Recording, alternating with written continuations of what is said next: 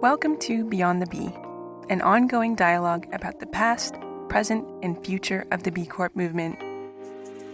Co-hosts Emmy Allison and Ryan Honeyman facilitate an open and honest conversation about the B Corp movement, advise companies on how to increase their impact, and provide a deep dive into the new B Corp standards that are shaping our community.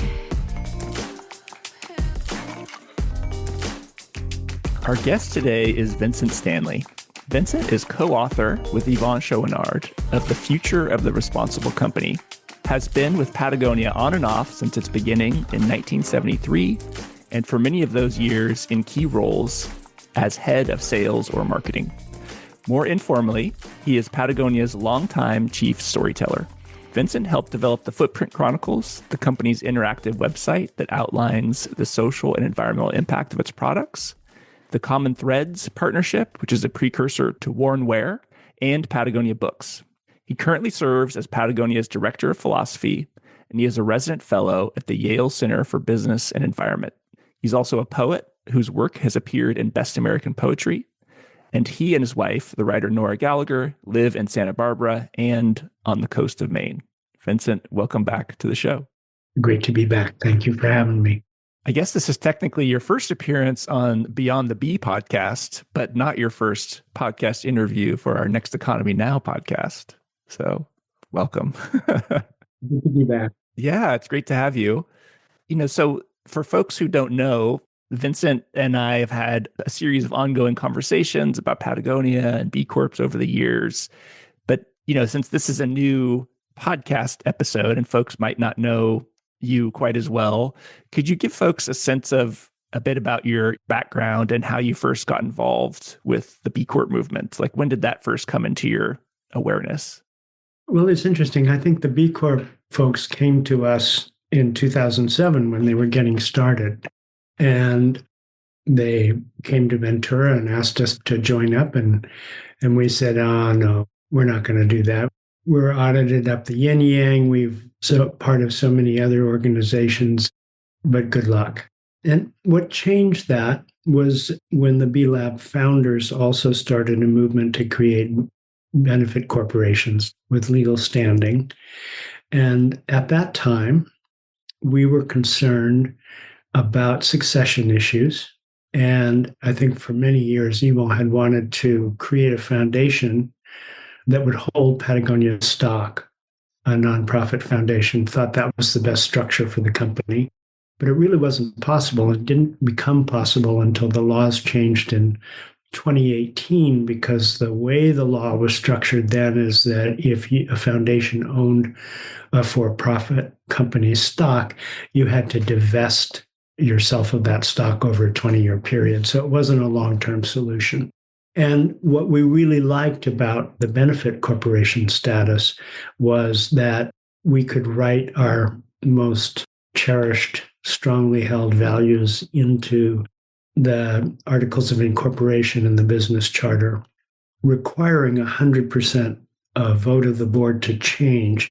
And so we thought in some ways this served as a kind of poison pill for the future. If somebody wanted to come in and buy Patagonia for its reputation and hollow it out for any reason, they would be hamstrung by our commitment to our philanthropy, giving 1% of sales to environmental causes and also for the commitment to high quality, et cetera.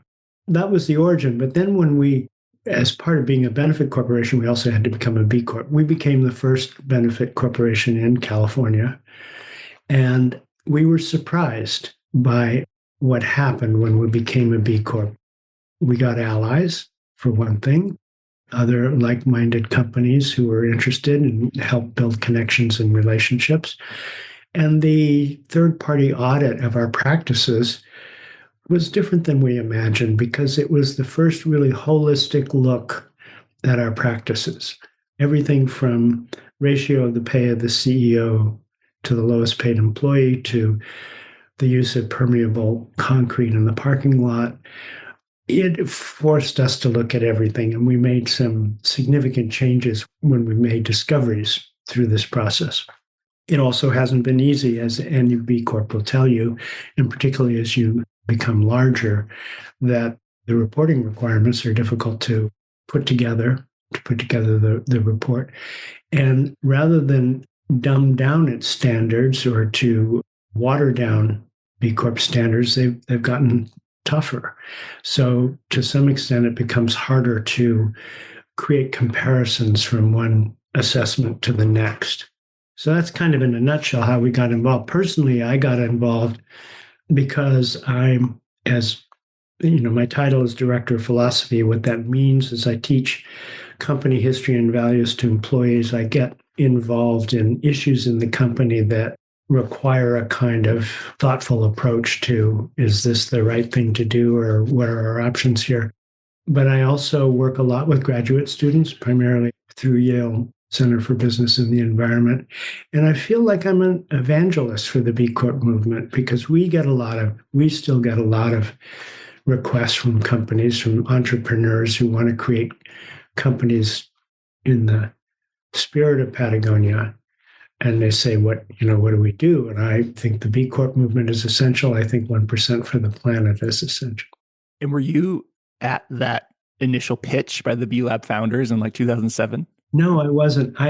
In those days, I've had a variegated career at Patagonia. And in those days, I was head of the editorial department, and I was outside those discussions. Okay.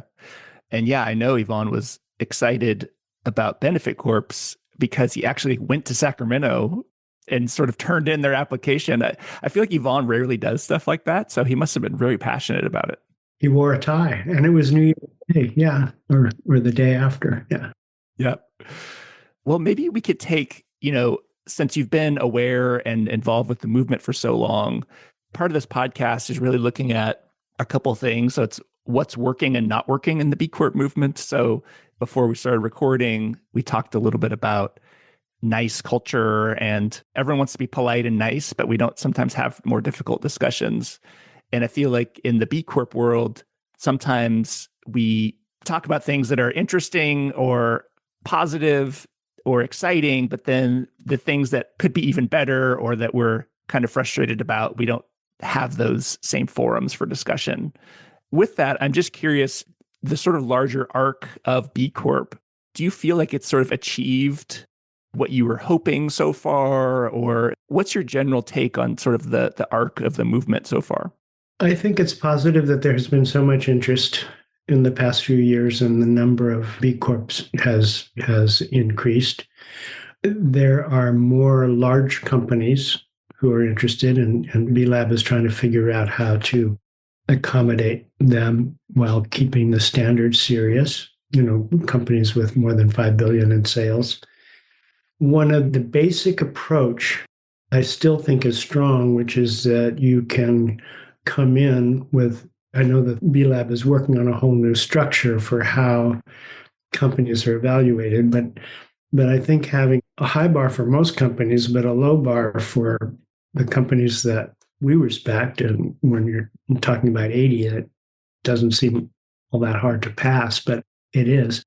I think it's critical to have some kind of graduated system so that some companies can shine and some companies can be a model for others. I mean, the classic example is Dr. Bronner's, with only 200 points are possible, and they've got 206 because they get the bonus points. They do amazing work in their supply chain. They're still a fairly small company compared to the kinds of businesses that need to be attracted. I think that Sistema B has also the geographic variation, I think, is going to be healthy for the movement, that Sistema B is pushing things a little bit. And I think Europe is starting to come along.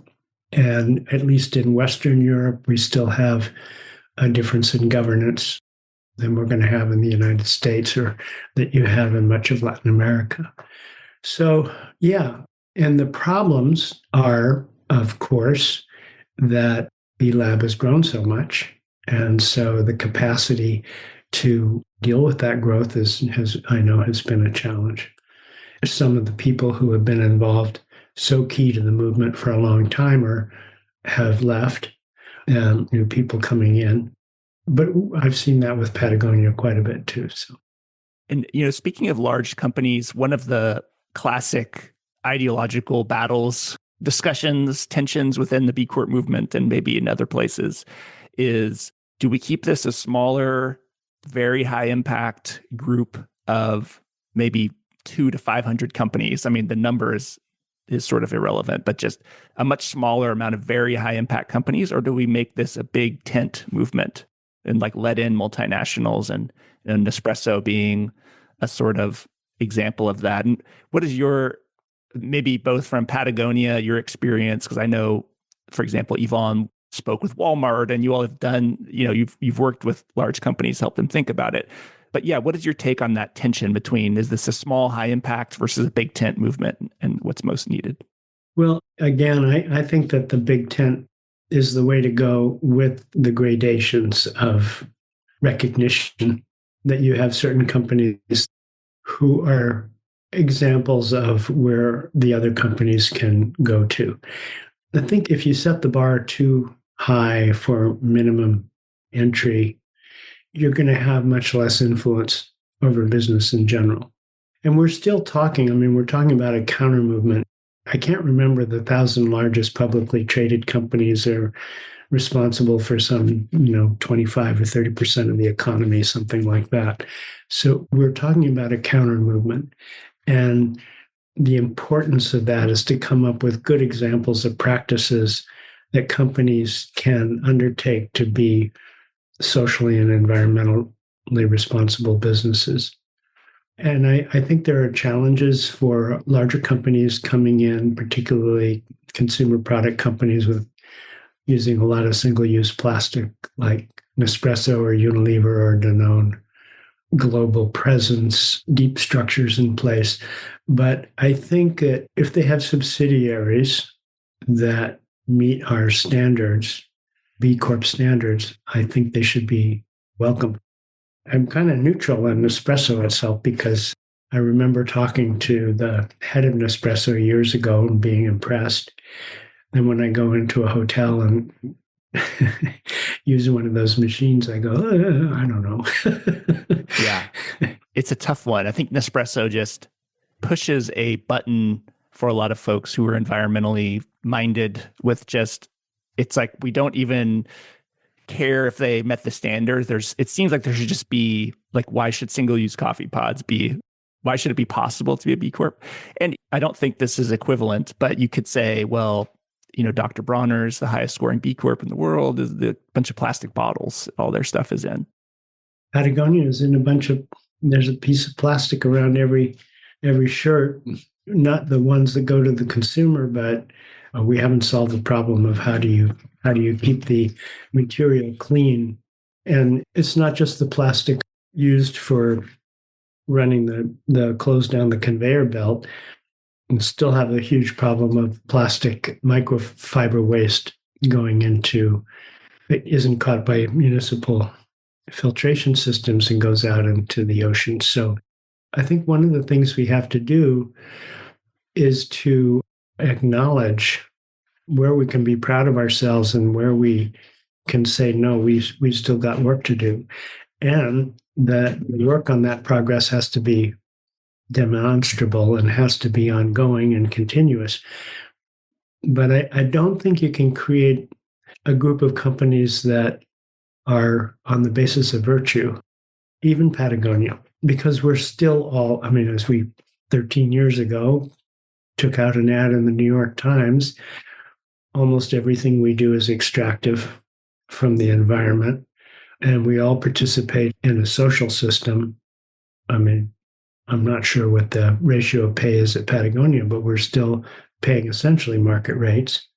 And that's a contributor to social inequality. So I think everybody has to wear the white hat and then put the black hat on and say, okay, this is where we are. So I'm not a purity fan on excluding businesses. At the same time, I understand people who were upset about Nespresso, not necessarily just for the single pods. I think you could probably make an argument that they can be recycled and all that, but there's just a deep history with Nestle going back to, I was 14 years old reading Ramparts magazine about them going into Africa and trying to sell infant formula to women who could breastfeed. So, there's Nestle, Shell Oil. There's some long-standing villains for people on the center left of politics that I agree with you. That's almost an emotional response that precludes a kind of intellectual response about how do we deal with this. And there has been, Unilever's changed since Paul Pullman. Danone has changed less than you would think since Emmanuel Faber left, but it is all something you really have to watch out for in the movement. At the same time, I think it is critical to understand that a lot of the B Corps that came in didn't really make anything. You had a lot of copy shops and law firms and people who could call themselves a B Corp without a lot of pain. And when you have companies that are making things and that have a deep supply chain, you're encountering a much more complicated situation. Yeah, the materiality of their impact is much larger. Yeah. I heard on another podcast you were mentioning with something like Unilever shifting and maybe Danone or others, that there's this idea of a cultural resiliency to impact and sort of, maybe losing Paul Pullman, there's still maybe a culture of sustainability that's at Unilever. Could you say more about that and what made you sort of come to that conclusion? Yeah, thank you for asking. Some of that is in the basis of Patagonia, where we have strayed from the hymnal and it doesn't go away. We've held our own feet to the fire after a while. And I can take an example like Walmart, which is not my favorite company, but they set very ambitious goals in the mid-2000s when they took a river trip with some environmental consultants. Is this like Jib Ellison? Yeah, Jib, and felt the power of the river and the power of the natural world. And they came back and said, what is our impact on this? And they set some very ambitious goals that they didn't quite meet. They've had, 5 or 6 CEOs since that time, and they go back and forth. It has never left the culture this sense that they have that responsibility, even when they can't meet it. So that's anecdotal. I'm sure it's not true in all cases, but I remember talking to Lorna Davis, who was the one who essentially put Danone North America, got it to be a B Corp in 1 year. They thought it would take 3. And she told me, she thought, once you go down that path, the knowledge that you gain doesn't go away. That could be idealistic, but I've also seen it happen in dark days. We never had really dark days, but gray days at Patagonia. From your experience with, it's been over 10 years now since engaging with Walmart or other companies around, Yvon, it's funny because in my mind, Yvon does seem, maybe he's changed over the years, but it seems like he would be on the purist side. Like, you have to do this thing. And like, if you're not doing it, you're bullshitting basically. But he's at the same time was also engaging with Walmart or other companies. And so I guess my question is, have you seen any changes from this sort of like opening of the tent, I guess, of Patagonia to these other companies? Or have the other companies actually changed through those engagements? Not the big companies. It's this back and forth process that we describe. I think, oh my God, well, they're off on a different tack. And then all of a sudden I'll see, that's interesting. Those are interesting goals. You have what went on in BlackRock, and they retreated from that because of the political backlash. But you still have the people who were engaged in that work are still working. They're not retired and they're not in prison. So I think that the values of reducing the adverse impact, social and environmental impact of business is still in the consciousness of a lot of people, and it's not going to go away. It doesn't have an aura of inevitability these days because of political headwinds, but it's still necessary. We know that we need to decarbonize the economy. We know that we are using the resources of more than one planet on the one planet we live on. We know that the web of life is critical to our own successes as a species and that we're losing biodiversity. We know that we need to live far more in accord with nature that really supports our lives, then that's not going to go away. Or if it does go away, the consequences don't look very good. I'll give you this quick story of what was coming up for me with this conversation so I just got back from a 10-day meditation retreat. I try to do those every year. It doesn't always work out with young kids, etc. But in my earlier years of this meditation, I would do this retreat and just almost get sort of radicalized of like, everyone has to meditate. Like, if you're not meditating, you're not processing what needs to happen and like transforming yourself. And this will have all these benefits. But it was like this very hard-edged energy, I feel like. And on this most recent one, it was a lot of older students who had been meditating many years. They're like, yeah, it's a long path. Just focus on the sort of longer term change. Don't try to do everything at once.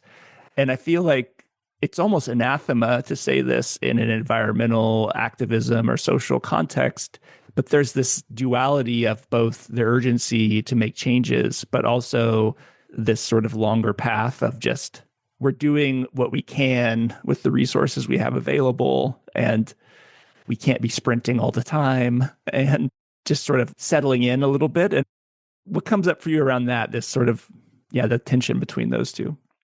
It's complicated because I don't think that we can radically change the economy.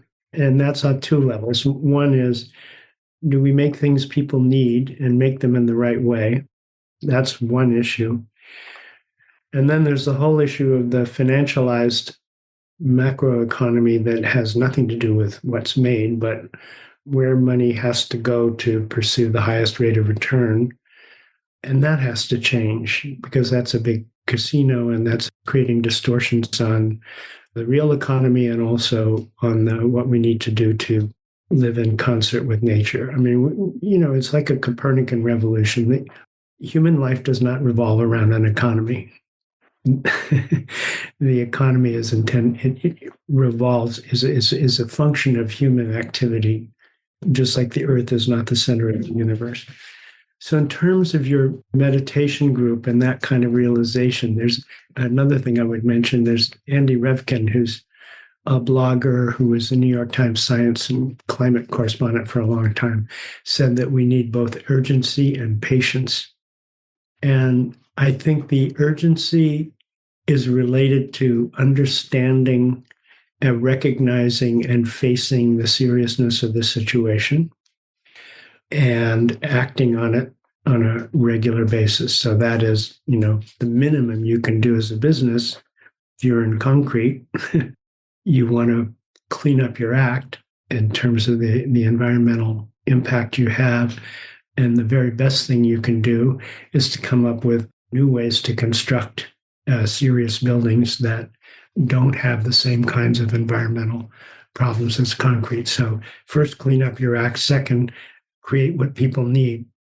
I was going back to the political problem, which is, in a sense, the environmental and social problems we have been created in highly centralized, huge organizations. Not to put the specific blame on them, but that's the way it goes. And the ill effects that those organizations have, or the actions that they create, those ill effects are felt in a particular place. If Shell makes a decision about fracking or whatever and expanding its business, and the Bank of America finances that, well, where's that harm felt? That's going to be felt in a particular delta in Nigeria or a particular area of Alberta. And I think one of the things we really need to do is to restore a stronger sense of localism and a stronger defense of place, because that's the way where people come face to face about things that they share and they care about. That seems to be an essential way to mitigate, slow, reverse some of the damage we have. But if you can have place, you need democracy. And if you have democracy, we all need to be talking to each other. We can't have the liberal bubble and lose two-thirds of this population does not have a college degree. Two-thirds of the population has more immediate concerns than those of us who are thinking about these issues. They're concerned about inflation and feeding their family, having one job instead of three, etc. So we really need to work on democratic coalitions. We really need, in a time of Donald Trump, of Viktor Orban, of Modi, of all of these people around the world, of defending the institutions that are semi-independent from politics, defending the courts. That's critical. I mean, that's a historical lesson that those institutions can slow the development of autocratic centralism. So, to go back to your question about the people who have been meditating for a long time, I think we need to recognize that this is work that we all need to do in our own way over an extended period of time. But we need a little bit more focus on what is it that needs to be done. And that, I think, is absolutely the critical element here. Is what are the things that we have to do in order to bring about the world that we're not sure about, but we're pretty sure is where we need to go if we're going to have human beings and nature thriving. Yeah, I mean, I think the focus on local, in a way, it's like a reverse states' rights. It's like, yeah, yeah, exactly. And you can get into state right risk because, if you're talking localism in Alabama, well, you still want civil rights guaranteed. Yeah. And I guess from this election, at least in the US, other countries seem to be going, I mean, not all, but many have gone not the same way as the US. What is sort of the message? Like, what is the takeaway from you about folks who maybe prioritize social or environmental action or things like that? Like, what are we missing that maybe this election helped bring to the surface? Or is there some sort of component that you feel like, yeah, political center left or far left needs to understand or sort of like better grasp in order to sort of meet more people where they are?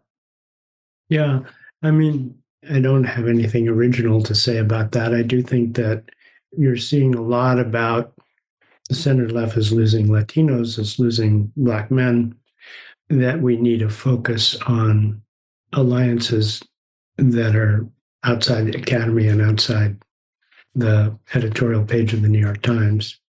That's really critical because the third of us who have a college degree have a different life than the two-thirds who don't. And those cannot be separate worlds. And if we're to be influential, which we aren't yet, on making the argument that the economy has to be in service to nature as well as to people, we're going to need to bolster those relationships. Do you feel like this anti-woke, anti-ESG, anti-racial justice sort of pushback, it seems like there's a component of, I wanted to run this by you. It seems like there's, speaking to what you just spoke about with like maybe folks who don't have a college degree or in places where it is more difficult, there's a feeling of the move left or the sort of desire to bring more folks into a left coalition. It's sort of missing the financial and economic realities of a lot of people. And like behind this anti-woke component, there's almost a belief from folks maybe on the left, and I'm generalizing at this point, of like, you should understand about environmental issues, you should understand about racial justice and these other issues. And for folks on the other side, it's maybe feeling like, you say I'm doing well, or like maybe I have white privilege or whatever, but I don't feel like it doesn't see like I'm not doing that well myself. And so there's like a pushback to that because people are like, I'm not necessarily feeling great either. And so they're like, yeah, am I making sense? Yeah. Well, I think Bernie Sanders said it. He said that one of the mistakes that the Harris campaign made is they never said, okay, we understand that this has been tough. We've done some things and a lot more needs to be done. That's just a very simple message that was not conveyed. The message that conveyed was everything's going okay. So I think that that was a problem. I think what's even stickier is that, and I don't know quite how to do this, but I think some of it, my sense has changed from living in a rural place in Maine as opposed to a blue enclave like Santa Barbara. And that is, it's not just that we're going to have to establish relationships to persuade people. We're going to have to establish relationships and understand that we can have a healthier fight than we have now, which is just incredibly toxic on social media, et cetera. But we're not going to win all the time. The people on the right have certain kinds of insights and certain kinds of values that are also important contributions. I mean, this would be from, you need your yin and your yang. And so how do we advance the work beyond kind of the assumption that we're right and they're all wrong because didn't read critical theory in order to actually collaborate to make a lot of the changes that we need and open up I don't know, it's not just dialogue, it's like open up the sense of reality so that we're seeing what they're seeing and they're seeing what we're seeing. And so at Patagonia, how was the company responding, maybe both supporting employees or messaging? I remember under Rose Marcario, the previous CEO, you all sued the Trump administration for the Bears Ears monument component. I'd be interested to hear what happened with that lawsuit. Maybe it just timed out because Trump administration was moved out. But yeah, how is Patagonia sort of addressing the election and sort of what comes next? I don't know. I don't think, it's only been a month. And I think we're kind of in the process of reconnoitering. We've kept our focus on a couple of areas. One is family policy, which we know a lot about. We know a lot about conservation and biodiversity at this point. We know a fair amount about regenerative organic farming, thanks to the provisions business. So we try to stick with those issues. Plus, we've been very active about getting out the vote over a 20-year period. And there's another thing I think that's interesting is that for 2 years, they were discontinuous. Last year and 3 years ago, we were on the Harris Axios poll. We were voted the most trusted company in the country. And what I thought was interesting is that we were equally trusted by Democrats and Republicans. And I think part of that is that the Republicans forgive us because we've been very consistent in our messages over a long period of time. And if those Republicans are people who love to be outside, they're kind of familiar with our arguments. I think that in this last election cycle, I think we saw more polarization, less trust from the other side. And I think that that's something to watch. We have a platform called ActionWorks in which we invite people to match up with a particular cause they care about and a place they care about. And I think that that's another area where we might start to work kind of beyond our traditional people we traditionally have relationships with. Has ActionWorks panned out like you thought, like you hoped it would? I mean, I think it's certainly something we're going to grow over time. And I think that the relationships that we've formed on the environmental justice side are really important because those are the folks who are going to feel environmental injustice first. They're not going to put in an oil well next to my house in Santa Barbara. Or at least another one. Not another one, yeah. Reagan already did a little bit offshore. Put it out in the water. But all that stuff goes into poor neighborhoods, black or white. And is Patagonia still, what's the company's, the previous CEO is very involved with B Corp, and what's sort of the current relationship with the B Corp movement in the company? I imagine a lot of employees know you're a B Corp, but, is it talked about or? Yeah, it is. And there's a strong regular contact with Ryan Geller, the CEO, and also Corley Keller, who's And her role has expanded. She worked for Hillary Clinton. She worked in politics. So she has a policy role as well as a communications. So I think one of the things that we have an opportunity to do is to move to do more work coordinating policy and environmental grant making and lobbying. I think the Holdfast Collective is a 501c4, which allows us to lobby as well as to make grants. Yeah, and it has Holdfast. Maybe you could just speak to, if anyone doesn't know about I think a lot of people will know about the ownership change. Maybe you could just talk about that and like what Holdfast is. Yeah. In the background, we talked a little bit about how it wasn't possible in the US for a foundation to own a company in the long term. Being owned by a trust that is not a profit-making organization is a long tradition in Germany and in Scandinavia.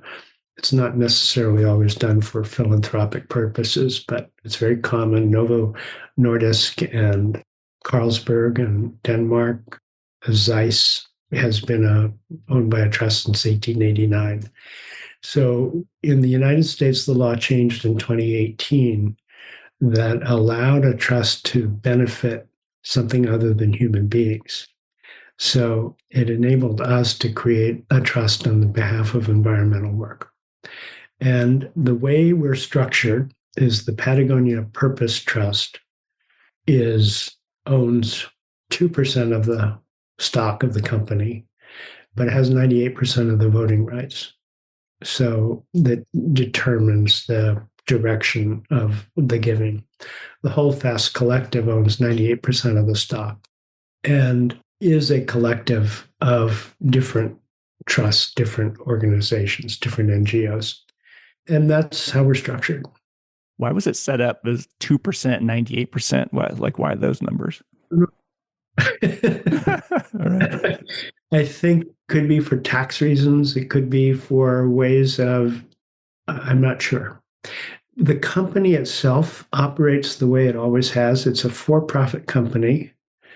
And Patagonia itself gives 1% of sales to environmental causes. What the new structure allows us to do is, first of all, really enshrine this value that Patagonia is in business to save a home planet, and also to engage in larger scale projects. Because most of the grant making, we're still very grassroots, and talk about oriented to place. The grants are not meant to overwhelm these grassroots organizations that are often no bigger than a size of a corner church in terms of its volume or the number of employees it has. But, we have been inspired by the work of Doug Tompkins and Chris Tompkins, who is a longtime CEO, about the value of stepping in and creating one thing, connecting large landscapes by making purchases in areas that have been discontinuous. And second, helping to protect areas from development that shouldn't be developed for oil and gas. Yeah, in terms of your grassroots giving, I think I made a joke at one point where if your organization is called Friends of the Blank Blank River, you'll get a grant from Patagonia. Any friends of a river, you'll get a grant. That was the original grant. It was this 25-year-old biology student who... The Ventura River, right? Yeah, the Ventura River. The Army Corps of Engineers came to town and said, we want to channelize the river and declare it dead. And everybody loved the idea until this 25-year-old guy got up there showing slides of 40 different species of life that live in the river. And the last two were steelhead smolt. And that's when we started advocating for saving the river instead of killing it. And we gave him a desk and a mailbox and a phone. So there's a sign still there on the building. So that was the model for organizations, people who are trusted, respected in their community, and they're working very hard to save a stretch of water or patch of land. One of the things we also spoke briefly about before the recording was, with just sales being very strong for Patagonia, during COVID, it was strong for a lot of people. And then sort of 2023, 2024 being much more difficult. And this idea of, 1% for the planet and all this profit going to Holdfast Collective, but then you have people who are employees at the company who may have to like lose their job. And so you're sort of saying, hey, how do you balance like, hey, we need to maybe rebalance the ship and like right size our company employee level. But then I've never heard this, but I imagine if you're an employee, be like, well, we're giving so much money away to charity. Why couldn't we help support those staff members or something like that? How do you balance those decisions? I think those decisions are always hard. One of the key elements of being a B Corp and one of the key elements of being Patagonia is the stakeholder model. And our significant stakeholders we see as the financial health of the business is one, because you can't pay the bills and honor your commitments if you don't have that stability. And then it's employees and customers, the communities we operate in, and the natural world. So, and most companies don't add the natural world, we do. So there's a commitment to honor our commitments to employees and to treat the employee base well. We have very generous benefits and a very generous culture. But the overriding purpose of the business is a couple of things. One is we didn't want to create, when we changed the ownership, we made it clear that we did not want to create a company that was hollowing itself out in order to give more money away. The idea was that we were still a product-based company, that we wanted to make useful products in the right way, and that kept our feet to the fire, but also kept us alive as a model for other businesses, as well as an engaged member of the environmental community, and also as an engaged member of society trying to improve the conditions for people. So if an employee says, well, why are we giving money to the trees and we're laying off employees, I would say that that's not a quid pro quo. And then the second thing I'd say is they went through great hoops. I mean, we did a reorganization in October, and we felt we needed to do that for a couple of reasons. One is we've been buffeted. I mean, when COVID hit us, we shut down the stores for over 2 years. We shut down the office for 2 years. We shut down the warehouse for 7 weeks before we figured out how to operate that safely so employees wouldn't get sick. We did very well, of course, with direct sales, but we were hurt on other fronts. We then, as the COVID restrictions eased, we had all the supply chain. I don't know if you were, I was in Berkeley and looking at, you could walk across San Francisco Bay on top of the freighters waiting to unload. So the businesses were not growing domestically. We also have, and that's primarily, I think, due to difficulties with the wholesale business. REI is our largest customer, and they've had a hard time. And you can trace this, some of the, REI was doing great for parts of COVID. And as people are coming together, they're doing the kinds of activities. They're not necessarily going outside all the time, which was one of the few activities you could do for a while. So the upshot of this is Patagonia needs to reorganize itself so that it can be financially healthy over a long stretch of low domestic growth. And one of the things we did is to look at our structure. We thought it was fat. We changed, I think, 130 job titles, something like that, and obviously moved some departments around. And we only laid off 30 people. So to me, that's pretty, having been through a massive layoff in 1991, the last time we had to do something on this scale, to me, that's, it's not perfect, but it's an indication that a lot of thought went into this to minimize the ill effects on the community. And we're still feeling it. I mean, it's one thing to set up all the new departments and the new job titles, but then I'm not a huge believer in the efficacy of that on its own. You really have to start to, everybody who's now got their new work has to make it their own and has to integrate with the other people who are doing their work. So I think overall, this is good for the company. I talked about, if you have an anti-authoritarian culture or a democratically structured culture, one of the problems you can have is that everybody's too nice and nobody will make a decision. Or in the case of Patagonia, you have everybody in a meeting decide, okay, this is what we're going to do. And then next week, somebody comes to the meeting that wasn't there who has a critical involvement. No, okay, well, now we're going to do this. That's the kind of thing that we really need to get away from because it's frustrating. It works against the best work I see at Patagonia is done when they're all aboard and they're saying, okay, this is the right thing to do. And it's often something that's environmentally or socially has a good result. So, speaking of that, in terms of feedback for staff give each other, one of the challenges of any B Corp or social enterprise seems like everyone wants to be nice to each other, like we've described. And with feedback, it can be seen as, we've been going through this at Lyft, at Lyft Economy, for example. If you take a feedback from a 1 to 10 scale, so a 10 is like the most devastating feedback you could give to somebody about like, I don't believe you're a good person, or whatever it is. Like maybe that's not a 10, but you're fired. Yeah, right.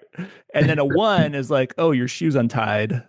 We find in our culture, and I'm curious how is sometimes the stuff that's 1 to 5 doesn't really get said because it's like not super critical. It's just like oh, I wish that could have been different or this or this.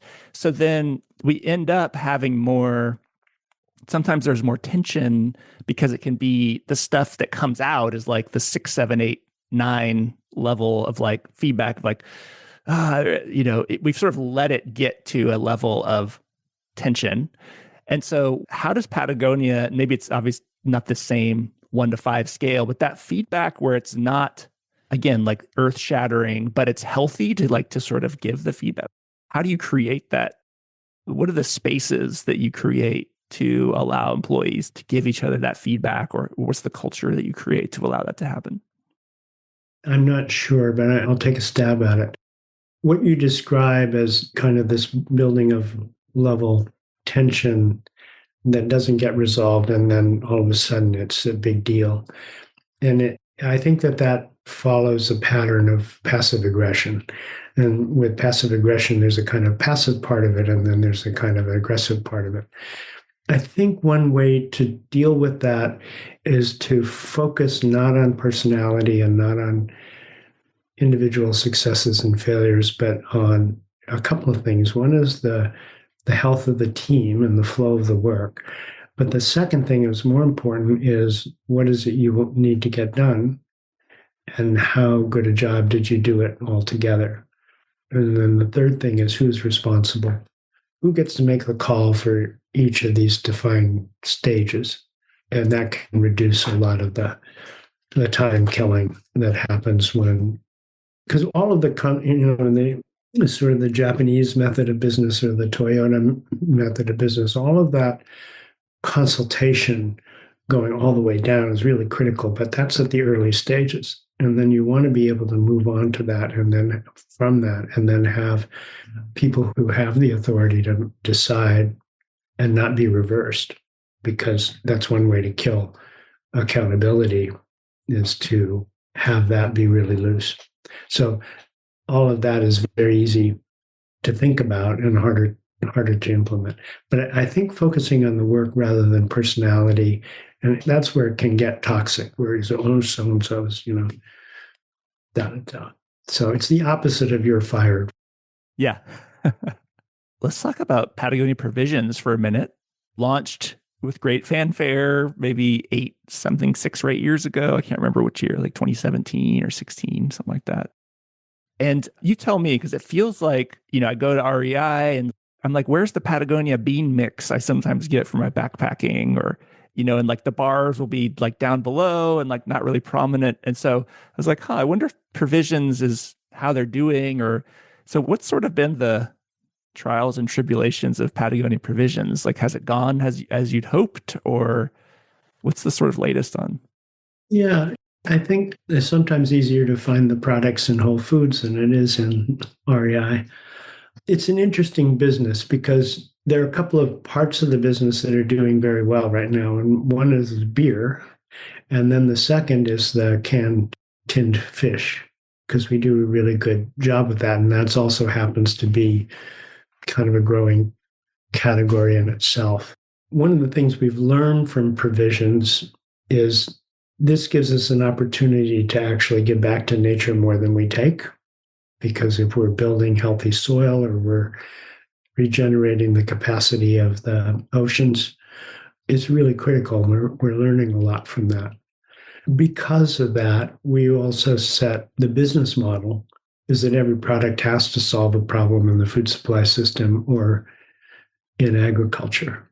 And that makes the growth smaller because what you're really focusing, we happen to luck onto a category of tinned fish that it was hot, or we got in the beer business in order to be able to plant kernza, which is a perennial wheatgrass that actually helps rebuild topsoil because of its deep roots. So, we're building that business. We don't look out and say, oh, well, we ought to be in chocolate because that's hot. And we have scaled back some things where we were not so successful. We came out with some wines that no one was really happy with. So wow. I didn't know you had wines. Yeah, we had wine for a while. The grains are still a growing part of the business. Salmon, which is not a tinned, but Tetra Pak. So we'll see. But it's a challenge. It's a great thing to set up that business model, but it's also not one that you can easily set the world on fire. Like, it's still probably like less than 1% of revenue for Patagonia, right? It's very small. Yeah. And we want it to be profitable. The part of our aim in business is these are not NGOs. And the idea is not to make massive profits, but to make profits so that these are self-sustaining activities. Turning back to the B Corp movement, are there any other topics or issues that are sort of just beneath the surface of the B Corp community that maybe don't get talked about as much, that need to be more talked about in order, maybe it's making the movement more effective, or some of the challenges within the movement? I don't know. We're going to be having on a call with the leaders in January. I'm interested to see how the new standards unfold. And I'm interested to see how the B Corp community manages conversations, because I thought, that when something like Nespresso comes up, that should be part of the community discussion, and it shouldn't be just, oh, B Lab is, on the outside, people saying B Lab has gone to good housekeeping seal of approval or something, and they're not, they're not living up to their mission. But I don't have any strong ideas on how you do that. I do have a very strong sense that we've all spent 18 years building the credibility of this organization, that its integrity is really strong, that the standards have become more specific and tougher rather than lighter. And I think with anything that's successful, you start to have controversy over its practices, and that's probably healthy for it. In terms of building another organization, which, I think that Dr. Bronner's and some allied companies, and we're also, speaking with them, it's not so much an alternative to B Corps, but a way to build companies whose base level of commitment is higher than the B Corp movement can allow. And we'll see how that goes. One of the issues that seems like it's to some level an issue for Patagonia, but definitely for small to medium companies, is around doing good by doing well, or doing well by doing good. So like, you do good, we want to have impact, but then sometimes there's a challenge with just making the financials work for the company. It's just, how do we even operate, and how do we choose to do X, Y, Z impact thing when, maybe we had to lay people off or we were struggling with sales and things like that. And I think that has been a large part of the challenge for a lot of B Corps is just, especially in the last 2 years, is the struggle with, yes, I want to do all this great impact. I want to have this positive change in the world, and I need to be able to survive as a business. So do you have any thoughts on that? And maybe advice from Patagonia's perspective? It's not easy advice. We may have talked about this before, but I think that for many years, Patagonia did certain things to make money and certain things to do good.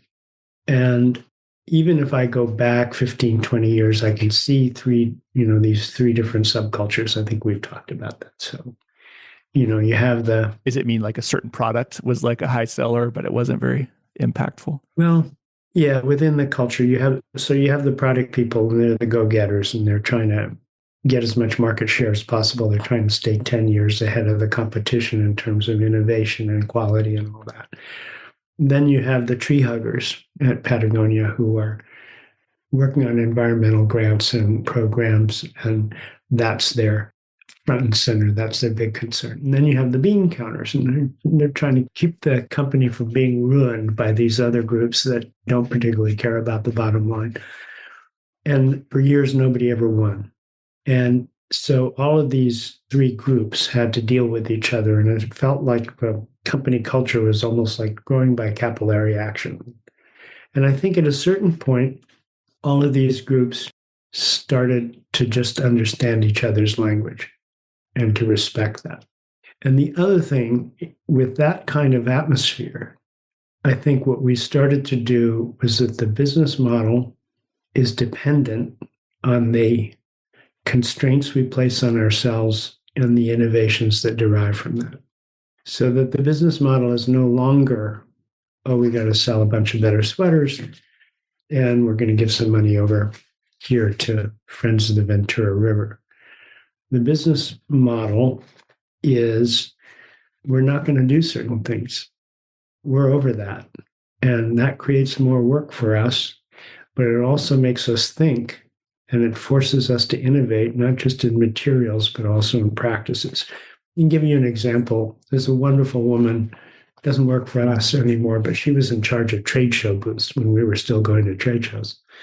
And she told me, I talked to my comrades at other companies, and every couple of years they can order a new booth to meet whatever the marketing campaign is, and they don't sweat it. And then 2 years later, they get rid of it. She says, I got to make a booth work for 10 years. And when I design a new booth, it's got to be all recycled components. And then I've got to recycle every component that comes out of the booth that I'm discarding.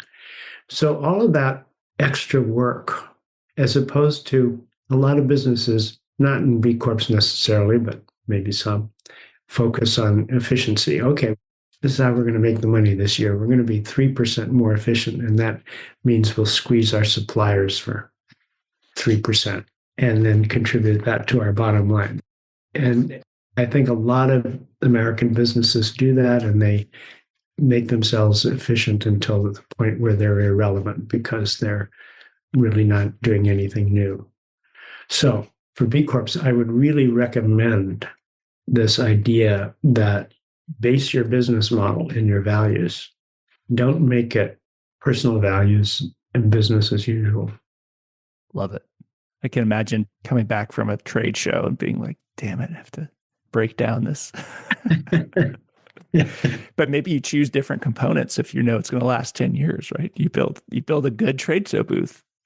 Well, what are you thinking about for next for Patagonia? What's most exciting for you? What's on the horizon? Anything your innovations in the company that you're excited about, or directions that it's headed, or anything like that? Well, I think one thing that we're excited about is we do have a lot of innovation in product that's in the pipeline. I think that there's some interesting also for performance, and that's always still key. I remember when we made a line of eco rainwear in the 2000s, and it was boardy and it was noisy and it didn't keep you dry. Well, that's no way to make friends for eco rainwear. So high performance, innovative products. They're going to be lighter and better than stuff we put out before. That's critical. The second thing I think is critical is we've got to figure out on our secondary platform of Warnware, figure out how to expand that program, make sure it's financially sustainable. Because that, I think, has a lot of opportunities for us to reach people who may not be able to afford the $300 jacket. And if you double down on quality, you can build that kind of business all the better. So that's important. The third thing is, I think, is a kind of non-transactional relationship with customers, which is still really key. We've been kind of blessed because people, they like us because, they're buying something that to help them go to a place they love, doing something they love to do. So it's not like buying an auto part. And I think that what we want are even stronger alliances in terms of action works, in terms of environmental activity, in coordination with the community, the geographic communities where we have stores, and in terms of the customers we work with. So I see that as building up over time. And that might also create a model for businesses that other people can adopt. If your business is based in values, work with your community on those values outside the realm of product. And has Warnware sort of been needed to be subsidized by the main company in order to make it work to date, or is it? Yeah, we had a third party handling the platform, and we moved that inside. Yeah, I think that's we're trying to scale it, and we're also trying to figure out how do you make money on it. Well, there's a lot of product out there, so you can probably. I love how just on your website, it's like, I was looking at a pair of pants the other day, and it's like, did you know that you could get this from Warnware? And that was like this great integration. And that's wonderful. And I think we need even more of that, and maybe some more presence in retail. I'm not sure. Anything next for you? Any books coming up, or poetry, or anything exciting on your end? The usual. I've still been, I think for the whole time we've been talking, I've been concerned with this idea of what a responsible economy would look like. If we're talking about B Corps and we're talking about business values-based businesses, how do we organize a larger economy? What kind of work in the larger economy and in the political work would help bring that about? So I've been gestating a book on that for a long time, and it may come to pass or it may not, but we get to, yeah. And anything you need right now, and anything that the listeners can help support you or the company with? Oh, well, thank you for asking. Just, we love customer loyalty and we love customer engagement. So that's really helpful. And if you're an entrepreneur, take a look at 1% for the planet. Take a look at B Corp. And, I know that a lot of people look at the literature at Patagonia, but let my people go surfing. And the new book, well, it's not new anymore, a year old, The Future of the Responsible Company, I think provides a lot of guidance for people who want to do business and do it in the right way. One thing I'd really emphasize is no matter what the political situation, in the long run, we need a strong alliance with government, civil society, and the right kind of business. And the right kind of business is making good products in the right way and doing it in a way that's self-sustaining financially, so that you're not creating a system that always relies on transfer from ill-gained wealth to beneficial projects. Absolutely. Any website, where can folks find the book and those kind of things? Any links you want to share? You can get the books from Patagonia or from Amazon, I hesitate to say. And I think there are a couple of things to follow. I'd like to plug a book by Ayanna Elizabeth Johnson, What If We Get It Right, which I think it's really a lovely book. It's a compendium of largely of interviews she's done with people on a number of different environmental and social topics. She's also a board member at Patagonia. And I can kind of continually plug the work of John Fullerton at Capital Institute. And if you look on his website, I think he's got a very good riff on how human systems have to follow the same rules of natural systems. But he's also, as a reformed banker who actually helped invent the use of derivatives back in the 80s, he is absolutely clear, wonderful writer on the financialized economy and how that poses a problem to the real work that we need to be doing. Well, thanks again for joining, Vincent. It's been a pleasure, as always, and we look forward to seeing where these new standards take us with the B Corp movement. And yeah, appreciate all your work. Appreciate yours. We should have another conversation after the standards. Thank you for listening to Beyond the B. We are trying to grow our audience and wanted to ask you a huge favor that you can do right now. Try to think of one person that might like this show. Then pull out your phone and text them something like, "Hey, I think you might like this new podcast, Beyond the B. Check it out at lifteconomy.com/beyond. You can subscribe wherever you get your podcasts." Seriously, try to text someone right now. Pull out your phone. Then follow up with them to see how they liked it. This would be super helpful for us. We deeply appreciate your support.